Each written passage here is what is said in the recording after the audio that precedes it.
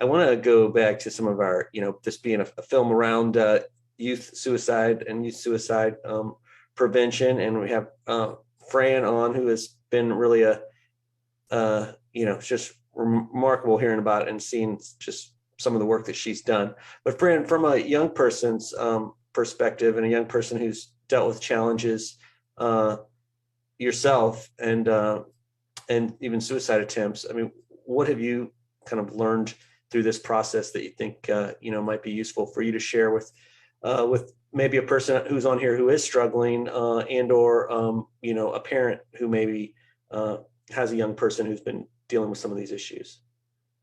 Yeah, so one of the most important things I've learned through all of this is that I never had coping tools and I never knew how to advocate for myself. And it's so silly because we're all going to face life stressors. We're all going to go through the good and the bad. That's the beauty of life, is that we get to experience pain so we can experience joy. But I never had the tools I needed.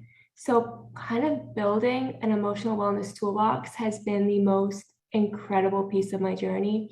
So that way, when I'm in crisis and I'm going through a tough time and I can't think, I have a piece of paper next to me that tells me my affirmations. It tells me who I can reach out to for support, who I know I can talk to who's going to be there, places I can go that make me feel good. Like for me, a library is my favorite place in the earth. The amount of stories and things you can learn there, going there makes me feel safe.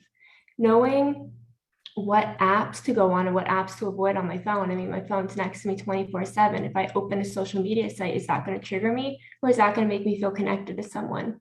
What are three things that I can do right now without anything else around me? If I have nothing to feel better and to calm down, whether that's breath work or meditation.